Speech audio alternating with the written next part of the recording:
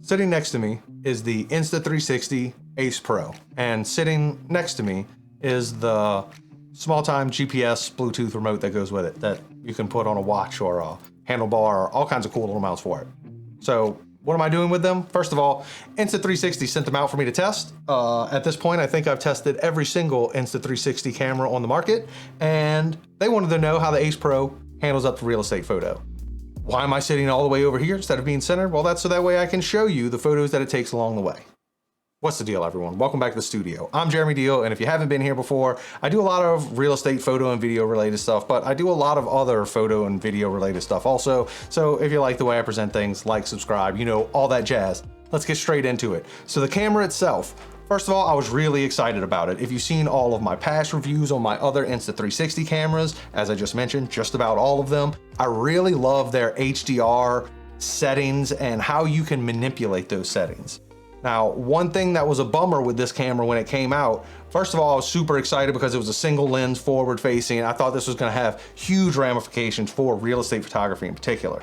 Now, the big problem is that the HDR settings from all of the other 360 cams, they've kind of dumbed those down, and now it's just a very basic HDR setting. And it doesn't matter if you're on the application, if you're on the remote, or if you're doing the settings directly on the camera itself. First of all, look at that real-time feed on that. That's pretty cool. I really like this thing. Do you need it for real estate photos? Probably not. Real estate videos? Maybe. And we'll get into that in a later video. But either way, I digress. Back to the HDR settings. The reason they're kind of a bummer is because you used to have so much options to choose from HDR. You could choose how sharp you set it, you could choose 3, 6, or 9 stops. There was a lot of basic settings you could do. Well, all of those are now gone for a more dumbed down, easy to use system.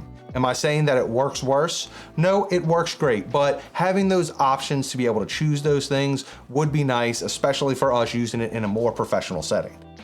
Now, on from the HDR settings, let's talk about the other issue I have with it when it comes to real estate photos in particular. And it's not just with it, it's with all the 360 cameras, all of these action cameras. There's no hot shoe, so you can't add a flash. So getting the color representation of the room can be a little more difficult when you don't have a flash layer to rely on.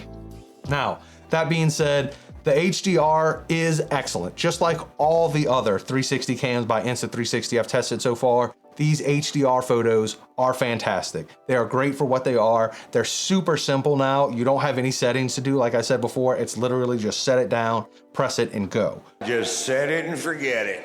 One thing that's missing from the camera that I really wish it had, since it has such a weird kind of finicky system of getting level, there's no real level system.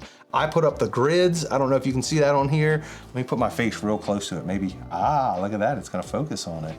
If you can see, I've got the grid up on here, but there is no level built into it. That would be a cool little feature that they could add that would be really helpful for real estate photos or landscape photos, anything that you require everything to be level before going into post-production.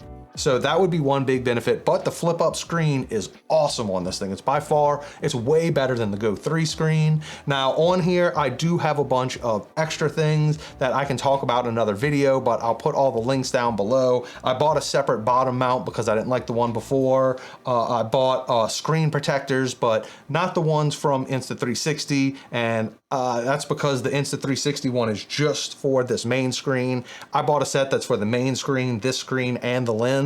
It doesn't affect the lens quality so far that I've noticed at all, and I did a little pre and post test. So once again, all of that will be linked down below. I also have a cage coming for it that I'll do a review on later. But either way, this whole time I've been showing you photos up to the left. Now it depends on how angry post-production Jeremy is at recording Jeremy, but all of these should be labeled. And I've shown you images of the pre and post-production edits that come out of this, and I'll also throw up a few versions of the images that came out of my A7 IV with flash added, so you can see the difference that having that extra flash does for not only the window clarity, but also the colors involved. As I mentioned before, you know, the HDR, sometimes you can have color shift issues when you don't have that flash layer to sample from, just from a, you know, super professional post-production end. Would I use this over my cell phone? Yes, because I know some people out there are gonna fight me in the comments down below, but I can still tell every single cell phone picture is a cell phone picture. It doesn't matter if it's from the new iPhone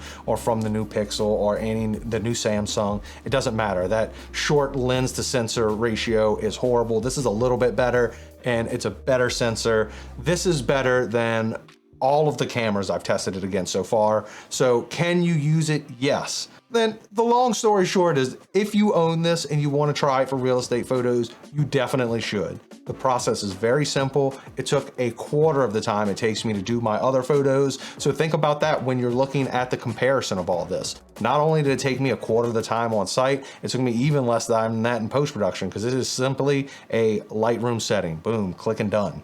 So I'll be doing a whole lot more reviews on this camera. Thank you, Insta360, once again for sending it out. Keep in mind, they don't have any say-so on this review or anything like that. They just want me to test in real-world applications, just like with all their other cameras, so that's what I'm doing. Thank you for watching and all that jazz. Keep rocking and rolling. Right? Keep rocking and rolling. Enjoy what you're doing. Make smart business decisions. There we go. I haven't said that ending since last year. And I'll catch you next time.